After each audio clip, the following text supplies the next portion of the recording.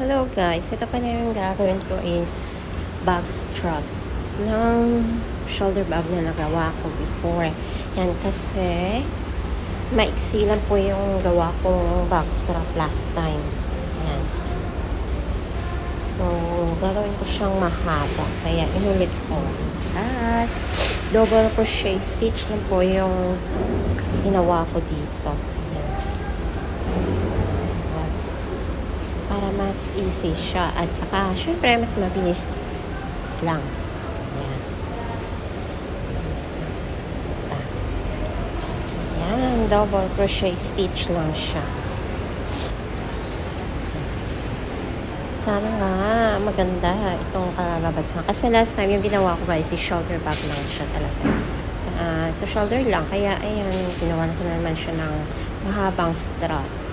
Ayan. Ang ganda. Easy lang siya guys.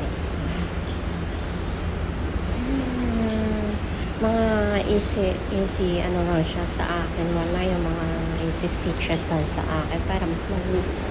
At madami akong magagawa. Ayan, kasi bitin na bitin talaga ako sa oras palagi. Kasi may trabaho po ako. Morning, hapon, at saka sa gabi. Yan. Tinutuloy ko lang yung paggawa nito guys paggabi. Yan. So, 1 hour to 2 hours lang ako nag-gagansin yung paggabi. And then, pahinga na din. Yan. Kapag Sunday na lang yung day off. Dahil nga, hindi pa rin maganda yung weather ngayon. Wala munang hiking. Kaya, gansilyo muna tayo. Yan. Gansilyo tayo pa rin muna. Yan. Mahaba-haba na din siya guys. Sana maging okay.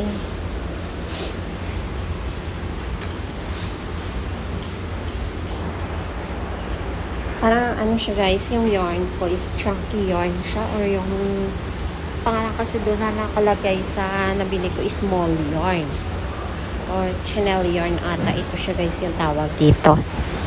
Yan, so ngayon nga maririnig nyo yung music background. Hindi naman siya music background guys. Yung background ko is ano, yung umuulan.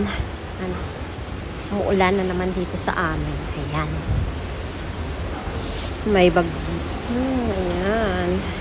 Gansilyo time muna. So, ayan na nga guys. Tuloy-tuloy pa rin ang pagagansilyo muna.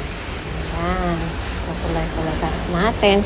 Pero hindi ko na siya pala binilang kung ilang rows yung ginawa kong double crochet stitch. Kasi na-adjust ko lang talaga siya sa yung maabot at saka yung gusto kong haba ng strap niya. Yung bag strap. Ayan.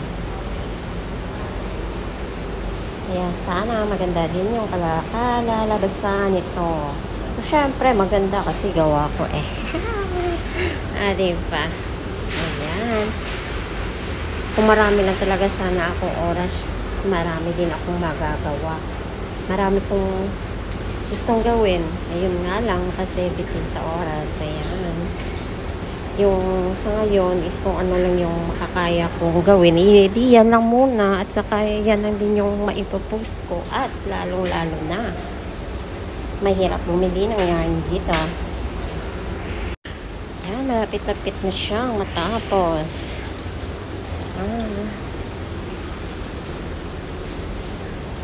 Maganda talaga itong ginawa ko siya. Yan. Mahirap kasi bumili ng yarn dito sa Hong Kong. Kaya, ayan. Ang ganda talaga itong gawa ko. So, ayan na guys. Tapos na siya guys. Ayan. Ayan na yung bag strap na nagawa ko. Diba? Ang ganda. At saka syempre, yung botones. Ayan, ginawa kong flower pattern. Or para pang lock. Ayan. Yung lock dyan sa bag. Diba? Yan siya. Very soft yung yarn guys. Ang ganda. Wow. Yan. Maganda talaga tong bag na to. Double crochet stitch lang siya guys. Yung ginawa ko. Yung stitches. Ayan. Yeah. Thanks for watching.